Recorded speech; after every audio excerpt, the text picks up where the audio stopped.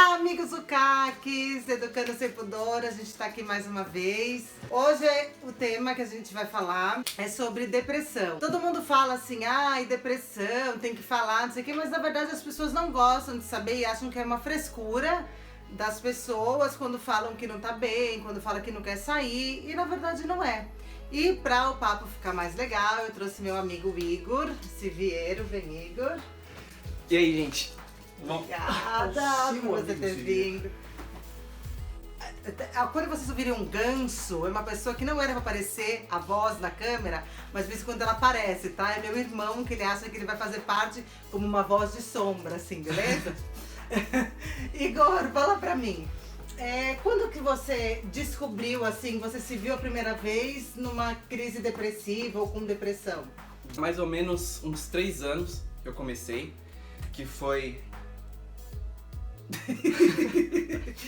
Você vai editar essa merda depois que você tá morrendo. Foi aquele negócio preto e branco que aí os caras colocam. A cachorra interferindo. Ai, continua. Tá bom. Foi há mais ou menos há 3 anos, quando foi resultado basicamente de um término de um relacionamento que eu tive durante 1 ano. E aquilo me deixou muito mal, eu fiquei por 1 ano naquele estado péssimo. Como que você ficava? Assim, Bom, o que era estar péssimo? Naquela época, como não era tão forte assim o meu estado de depressão, eu só não conseguia ter ânimo pra fazer as coisas que eu fazia antigamente, entendeu? Por exemplo, naquela época eu tinha começado a gravar os vídeos pra internet. E eu simplesmente tinha deixado vários projetos que eu tinha começado naquela época. Eu tinha um canal que muita gente conhece, que é o Siviero Pictures, que eu já parei já naquela época. E tinha muitas visualizações, porque naquela época não tinha muitos canais no YouTube, não tinha concorrente, então eu tinha começado a crescer. E simplesmente depois desse término do relacionamento que me deixou muito mal, eu parei. E até hoje eu me arrependo disso, porque se eu tivesse continuado hoje, talvez eu estaria muito melhor do que eu tô agora. Eu tava assistindo uma entrevista outro dia com 2 youtubers que são famosos, eu não vou lembrar o nome deles. E aí eles estavam dizendo assim, que o canal é isso, se você não colocar vídeo com uma certa regularidade, simplesmente seu canal some, assim. Sim. Acaba que as pessoas param de seguir, param de ter interesse de acompanhar, né? E aí, por exemplo, mas aí você achava que só não tinha ânimo, ou você já sabia que era o início de depressão? Não, eu só não tinha ânimo. Naquela época eu só não tinha ânimo. E você chegou a conversar com alguém, com seus pais, procurar um médico, alguma coisa assim? Não, porque eu sempre fui uma pessoa muito fechada. Eu nunca fui de falar com ninguém sobre as coisas que eu sentia, se eu tava mal, eu sempre fui muito fechado. Meus pais sempre ficavam preocupados comigo porque eu nunca falava. Eles viam que eu tava mal, mas eu não conseguia falar. Eu tinha esse bloqueio. Eu sempre guardava pra dentro de mim. E eles chegavam a perguntar se tava tudo bem e não... Eu não conseguia falar. Eu não gostava de falar. Entendi. E aí aconteceu 2 episódios na sua vida meio que recentes, né? Que foi a perda da sua mãe. Sim. E você teve que sacrificar uma cachorra? A Cris estava me contando. Quando foi? Foi no aniversário da minha mãe. Que dia? 24 de janeiro.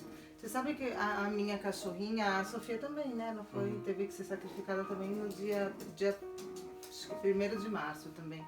E a gente fica, né? Porque você tinha perdido, a sua mãe faleceu que dia? 15 dias depois, dia 7, da madrugada do dia 7 pro dia 8 de fevereiro. Bem na época do carnaval também, né?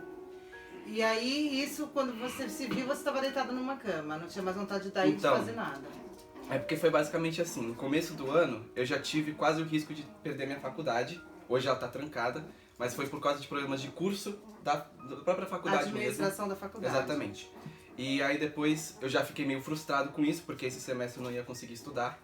Aí depois veio a notícia que a minha cachorra ia ser sacrificada, eu já fiquei muito mal. Ela ficou quantos anos com você? Eu tô com ela desde quando eu tinha 5 anos. E ela, então, nossa, ela faleceu de quanto tempo? 14 anos. Aí depois, 15 dias depois, veio o falecimento da minha mãe.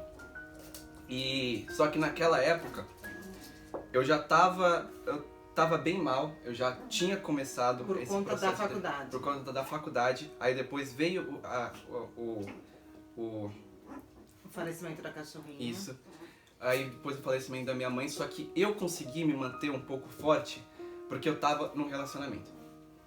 E aquilo meio que não me deixou, como eu já falei para alguns amigos meus, para explicar como é que eu tava me sentindo, é que depois de todos esses acontecimentos eu tava na beira do abismo.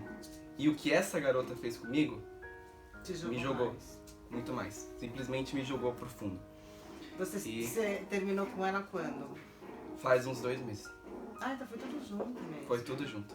Então isso foi péssimo pra mim. Aí depois que teve esse início de relacionamento, eu não conseguia sair do meu quarto. Eu tinha vezes que eu não sentia nada, tinha vezes que eu chorava por horas ou minutos. Eu não conseguia dormir. Era um misto de um monte de sentimento de Sim. tristeza. Era tristeza e você nem sabia o porquê de tanta tristeza. Exatamente. Eu já fiquei uma semana aí que foi que a depressão pegou mais ainda, que eu tive muita crise. Eu já fiquei, acho que ficar mais de 24 horas sem dormir. Eu não consegui dormir. Não sei o motivo, simplesmente não vinha o sono. E aí eu ficava angustiado porque eu não conseguia dormir. E é uma mistura de vários sentimentos, né? Porque quando você tem a depressão, meio que aquilo que te deixou na depressão fica na sua cabeça o tempo todo. Você não consegue tirar aquilo da sua cabeça. Então fica misturando com vários sentimentos e você não consegue aguentar isso direito. E é bem complicado. E aí você chegou ao ponto de procurar ajuda. Sim. Aí você conversou, então daí você começou a se abrir com as pessoas e procurar ajuda e conversar sobre o assunto. Porque como eu fui uma pessoa muito fechada, eu sei que o motivo por eu ser tanto fechado, hoje eu fiquei grave nesse estado justamente por causa disso, por ter guardado tanto sentimento dentro de mim que me deixou desse jeito. Então, logo quando eu comecei a ficar mal, eu comecei a procurar ajuda. Mas mesmo procurando ajuda, eu cheguei num estado que eu não imaginava que eu fosse chegar. A depressão que me pegou de uma maneira bem violenta. E aí você... Mas você quer falar sobre isso, não? Não tem problema, eu falo. Hoje eu já O que aconteceu, assim, o pico, assim, que você falou, nossa, eu estou com depressão e chegou no momento onde eu realmente preciso procurar ajuda e preciso procurar ajuda de um profissional. Eu sempre tive crise de ansiedade, sempre fui muito ansioso e nessa época, foi durante umas 2 semanas que ela ficou muito violenta, eu me sentia angustiado o tempo todo, eu sentia uma queimação no peito o tempo todo. Que já é um princípio, na verdade, de uma síndrome do pânico, já Sim. deixa de ser até a depressão, né? E por exemplo, às vezes alguns sentimentos do que me deixou assim desse jeito, me deixava mal, eu ficava o tempo todo na cama. Às vezes eu não conseguia comer. Se eu comia, era tipo comer um pouco e eu não aguentava mais, não tinha mais vontade pra continuar comendo, não tinha mais o gosto que eu sentia antes, sabe? Nos alimentos que eu gostava. E eu não tinha um ânimo pra sair, eu gostava muito de jogar futebol, eu não saía mais pra jogar futebol. E seus amigos assim te ligando, vamos sair ligando, e tal, eles e você sair. não queria. Não tinha ânimo, não tinha ânimo. E foi uma coisa que eu ouvi bastante. Não dos meus amigos, mas de alguns outros que não eram tão próximos, que falando, se você for sair, isso passa. Vai melhorar, né? Vai Como melhorar. se a sua cabeça, se fosse apagar tudo Não. e... Exatamente. Assim, a depressão é química.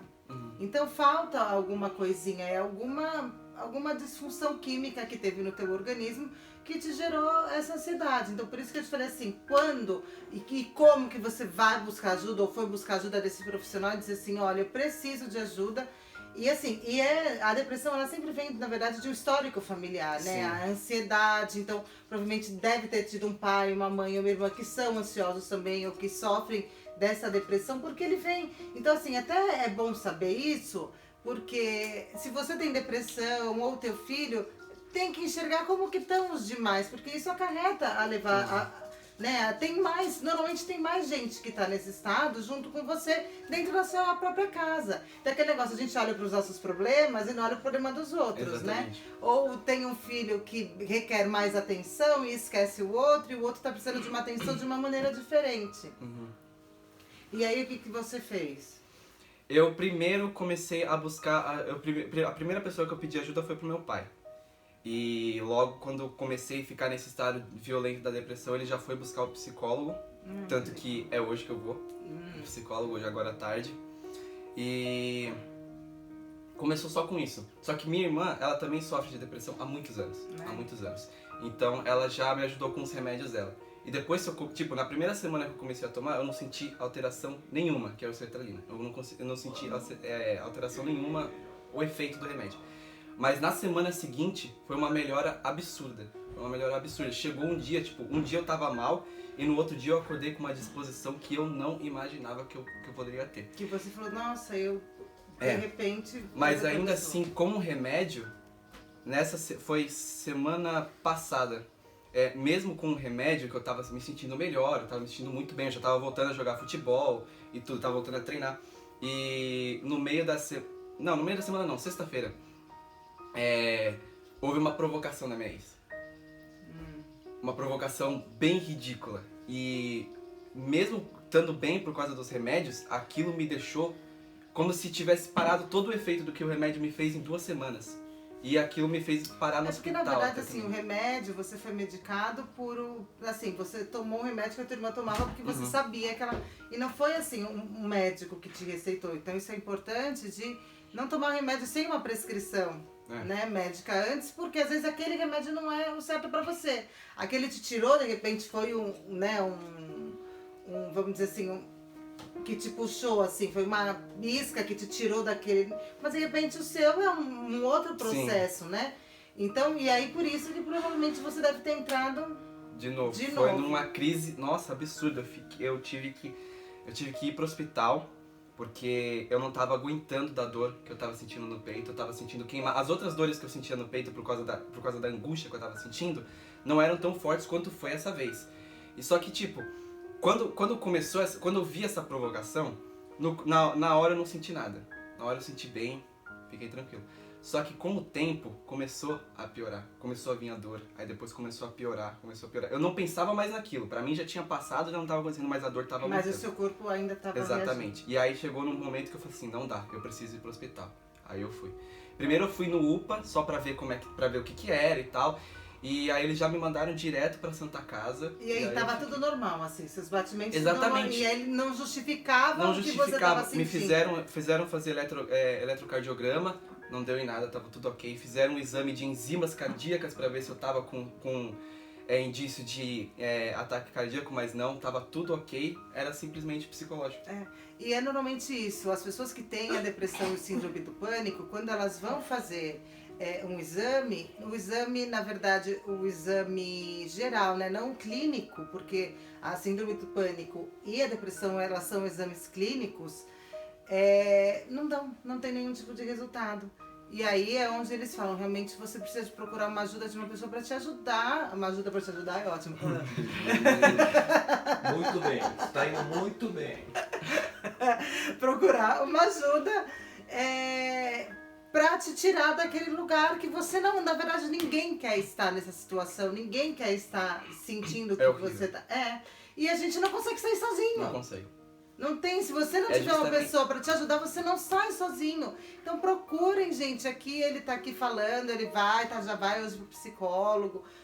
Procurem ajuda, conversem. Converse com a sua mãe, com o seu pai, converse com seus amigos. Procure a ajuda de um profissional, porque eles sim vão poder te tirar desse buraco que você está e que você, na verdade, nem sabe que você caiu nele.